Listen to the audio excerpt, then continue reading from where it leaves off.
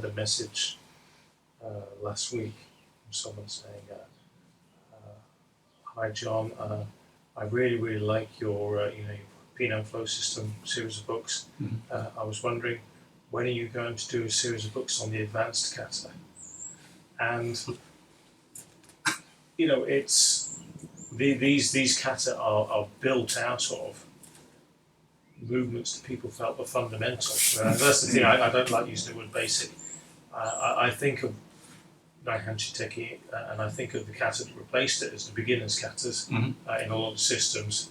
The Heian Pinan as fundamental kata, and I think depending on how you learn, if you learned, Kanku first, it probably is going to be your go-to reference. If you learn Jion first, and I use Jion deliberately, it's probably going to be your go-to reference. If you learn the Pinan or the Heian first, you don't really need to learn Jion. Okay, there's some differences, there's some extra things, but the majority of it's but the fundamentals of what you need to learn are probably in the first 2 or 3 kata you ever learn. And as you say, it's about lots of overlap. Knowing more about less. Yeah. Is a very good way of describing it. But if you don't understand the first thing you do, then the way you build knowledge is to learn more shapes, more things, rather than burrowing down into what does this mean. I just have breadth of knowledge, I don't have any depth of knowledge. Just to add to both of you guys' points, I've recently found a new love, Filipino martial arts. There's some guys in Toronto that are doing that, and I attended Grandmaster Bobby Taboada's seminar. Anyway, his curriculum is pretty airtight. His idea of advanced is this. Like, so they'll show you the way they deliver their stick forms are very much like karate and boxing. Their footwork's like boxing, and the way they put together their stick curriculum is like karate, but they call them sets. The same thing, right? But so there's like beginner and intermediate. But advanced, his idea of advanced is your own expression. So advanced means, an advanced technique would be, what can you do with everything we've learned in the junior and the intermediate levels? Can you spar with it? Can you flow?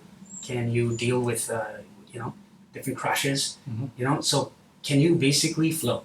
That's the advanced. So and one of the requirements to become a qualified instructor is you need to teach, and you also have to develop your own forms of your own. That's advanced. To your point, right? Like, would you say that kind of is related to what you're saying? Yeah, I think so. Because it's, as I say, it's about depth of understanding of the technique and what you can do with it. If you can make the shape, you can only do the thing that you've been shown to do with that shape. If you understand what that shape is doing, how it works, and how the body works around it, you can take that concept and you can apply it to whatever developing situation comes along. But that's not about learning a lot of extra stuff to bolt on top of it. It's about really burrowing down into what that means. Using it in that way. And that tends to be where I'm going with stuff.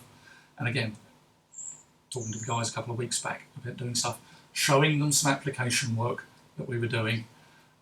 And this is where, as an instructor, I do what I do, because I'm learning as much from that as I'm learning from anything else. And it was, this is working, it's not working for you. Why isn't that working?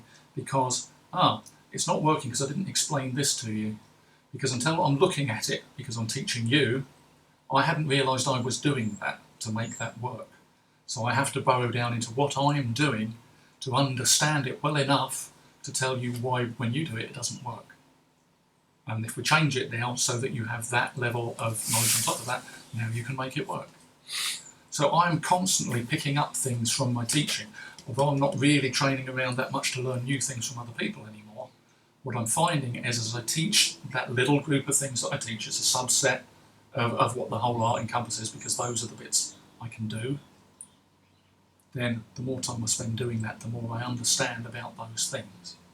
And the easier it is then to pass it on to people, because I now know, okay, I'm teaching this as a fundamental, and what is fundamental to that is this detail, and that detail, and this detail. So basically, this is where I'm going with my training, my teaching, my learning. As far as I'm concerned, they're all the same thing. I'm not training and teaching. It's just this circle. And there's Nice. all in it. I think basically we are more or less teaching. Every time we get new students into our club, most of them are not there more than half a year or maybe a year. But I think everyone coming in, they're going to be black belt. That's my idea. But actually, I should teach them something that they can pick up in 5 months or something, because they go again quite fast. Mhm. Yeah. And then I'm teaching them 1 kata, 2 kata, 5 kata. But when you start teaching people more kata, it's just like you're going to be instructor, because you don't need so many techniques. You maybe need 1 technique or 2 techniques maximum if you should work for anything. Yeah, it's funny actually. But all the other techniques, because for different body shapes we teach this, and so as an instructor you need to know all the forms, because there's different solutions to different body shapes, different situations. But personally, I only need 4 techniques or something. Yeah. But when you come in, you look like this, you look like this, so I'm teaching you this, and then in 2 months you know your stuff. You don't need to learn more. That's probably because you're leaving after 5 months, and I can teach you this in 5 months easily. You need to teach principles there. That's But I started instead of okay, you need to know this kata and this kata and this kata. It's a little bit. I had in my head that he's going to be a black belt and he's going to be an instructor or something. So I need to know everything. But principally, he only need few things, and learn how to move and how to. Bob and I basically do the same principles. thing. On day 1, it's teaching people to clear a limb, get offline and hit. Yeah. Which is the first move of Jan Drachmann or Titchen says, is to be clearing a limb, getting offline and then hitting. And we do that in the past on the first session, don't we? Yeah, Really? well, that's it. It's first. And they're learning 3 valuable things. Yeah, for me, it's the first 8 moves of Kion Kata. Is all you need in that first lesson. So you teach enough basics as to how to step, how to turn, how to do the down block and the punch. And it's what you was talking about the body getting offline, you know, how you stepped offline, and that's you're teaching that principle. You then do the pad drill that goes with that, so you learn how to deliver that impact. Practice that. Yeah. And then you do the partner drill with it, which enables you to understand the principles I of. think a beginner's learned something useful with Jan Shogun on the first But lesson. you can do that in an hour and a half, and they've gone away with something that works. That's efficient. Yeah. Very efficient. Yeah. And the thing is, like, this kind of training is being done in camps that are not related to martial arts, like basketball camps, badminton camps. Like I teach in an elementary school, so like I don't teach all those sports. I just teach the karate, but I love to see different coaching styles, because I use their coaching style to teach karate. Yeah. Right? So I borrow from everywhere, right? So I see, like, for example, in badminton, this one girl, she gets them all lined up, and she just gets them to just get familiar with. They just play a game. They try to keep up the Shuttlecock. the shuttle birdie or whatever, and they just do that. And then she kind of, once they get that keeping up, then she just teaches one move.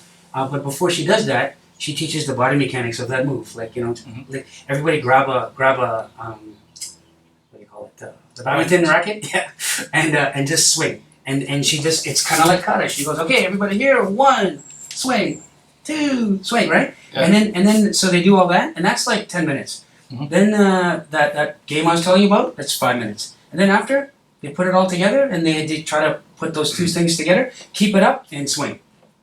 And it's done in about, 20 minutes, right? So to your point, I mean, it has to be taught effectively. And then, like, that's just badminton. And boxing, they teach, the footwork, right? Like, they'll teach, like, the front and back, and then the crucifix, right? And then they'll teach how to jab and cross in about 20 minutes. And these guys are up and ready. They know how to do that. And because they're picking up on that rhythm, it's easy. And then they insert the pad work. Jab cross, jab cross. Now their timing is going to be off. Like, they're not going to be able to nail it in sparring, but just for that exercise just drills that body mechanic. Yeah. And it's fast. Yeah. As opposed to the way I was taught before. Like, my teacher would, like, just basically, it was like a hose that trickle out a little bit of drops. Okay, you're gonna beam like this for hours, boom, and there's merit to all that. There's merit to that, but you can get there more efficiently, I think. Yeah, that's also a purpose as an instructor. Yeah, Bring your students much faster than you did it. yeah, Just takes that long. yeah. So, I don't know. Yeah. You would hope, wouldn't you? But that doesn't seem to be the way the approach was developed. No. It's very much, here's the timetable Yeah, but of what you're going to do when. Yeah. we're dealing with a society where the attention spans are low now because of various reasons. Mhm. So you gotta engage them, like show them the end result right away, Yeah. and then a Well, little bit. also, if you start that way, then as far as, because they've come in off the street, they don't know anything about martial arts. If you start that way of linking everything together as part of a whole, then as far as they're concerned, that's the concept of how martial arts works. Yeah. If you start them off by breaking things down into disparate parts, as far as they're concerned, that's how the martial arts works. Yeah. So, I want to make that link on day one, and then just carry on teaching that way.